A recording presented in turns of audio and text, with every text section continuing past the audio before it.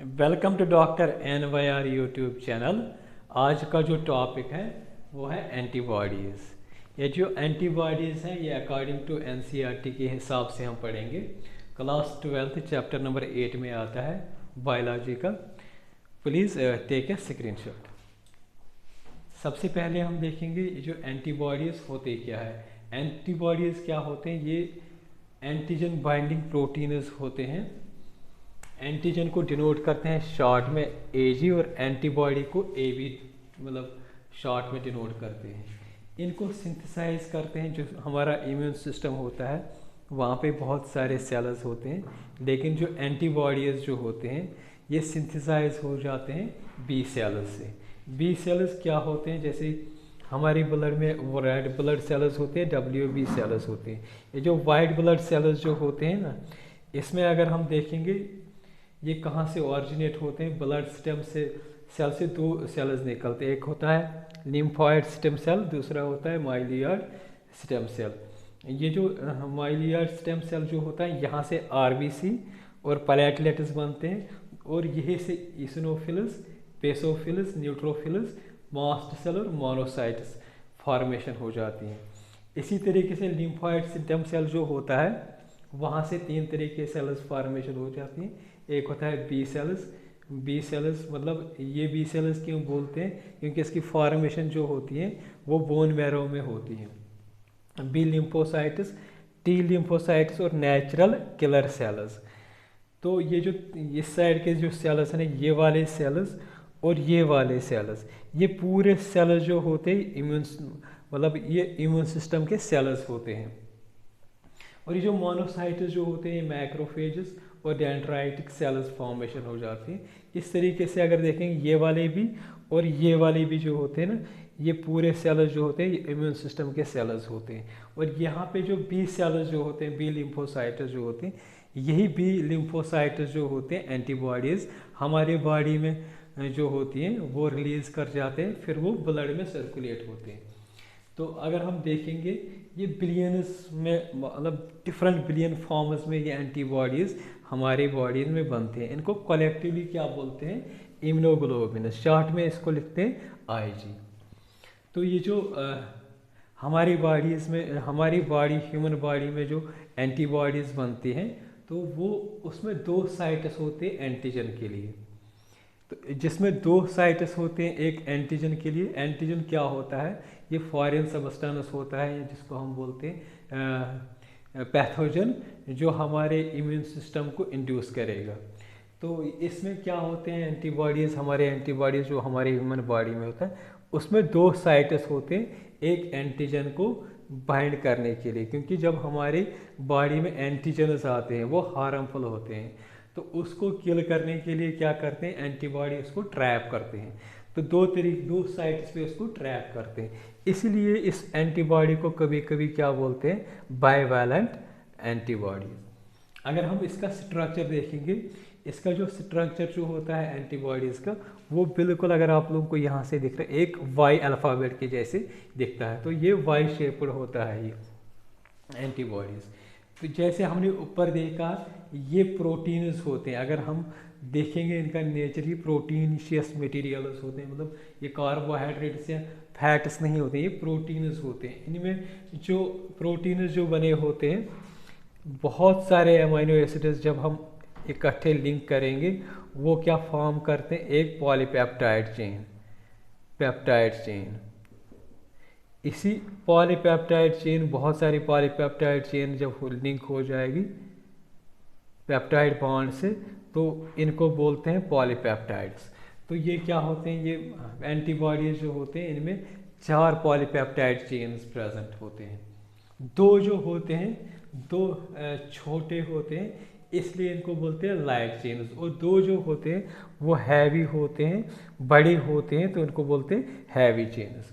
ये जो light chain जो होती है ये हैवी चेन से एक बॉन्डिंग से अटैच होते हैं जिसको बोलते हैं disulphide. Di means 2 sulphide bonding से इनकी अटैचमेंट होती है हैवी चेन से और लाइट चेन से।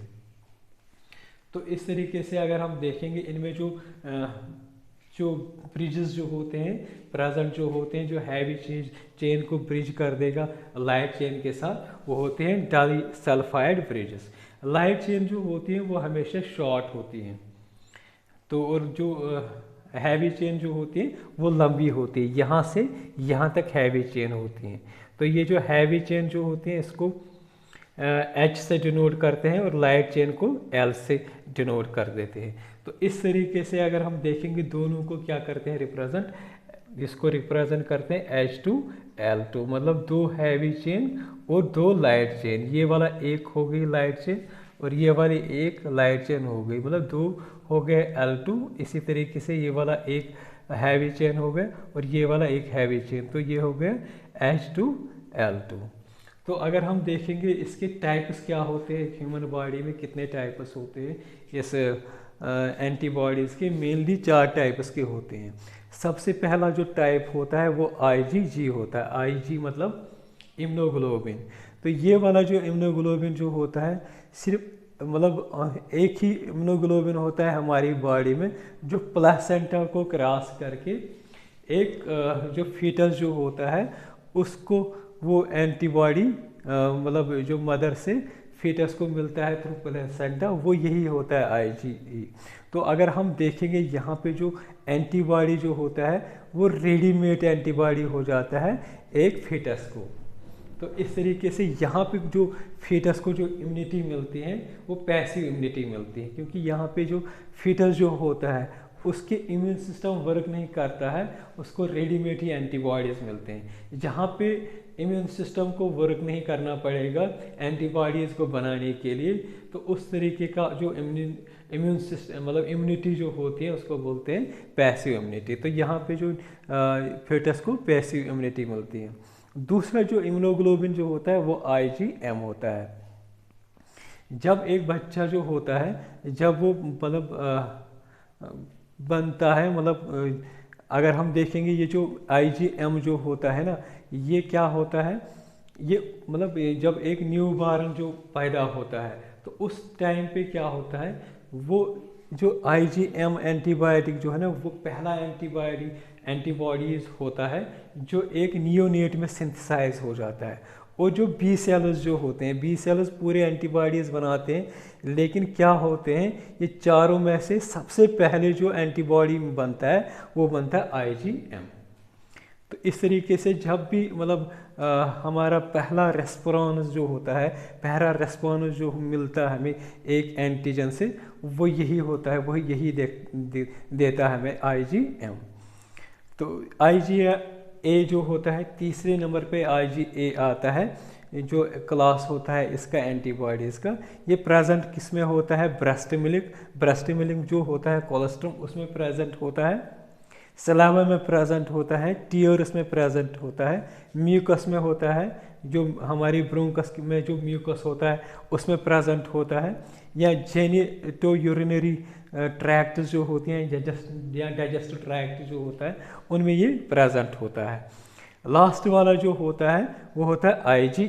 ये उस टाइम पे प्रोड्यूस करता है इम्यून सिस्टम जब हमारी बॉडी जो होती है कोई हाइपर सेंसिटिव रिएक्शन को रिएक्ट करेगी। फॉर एग्जांपल जब हमारी मतलब एलर्जी होती है उस टाइम पे क्या होता है, छींकें आती हैं, स्नीजिंग बहुत ज़्यादा होती है, तो उस टाइम से जो हमारी बॉडी जो एंटीबॉडी प्रोड्यूस करती हैं तो वो यही होता है IgE।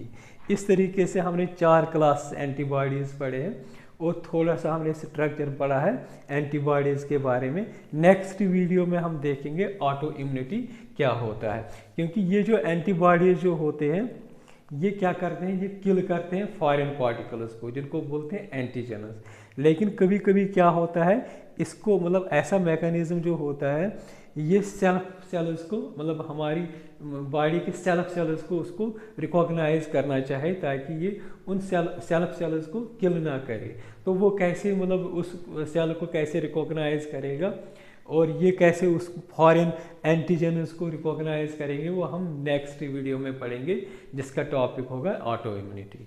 अगर आप लोगों को हमारा ये वीडियो अच्छा लगा होगा प्लीज़ इस चैनल को सब्सक्राइब कर दीजिएगा, वीडियो को लाइक एंड शेयर कर दीजिएगा। Thank you very much.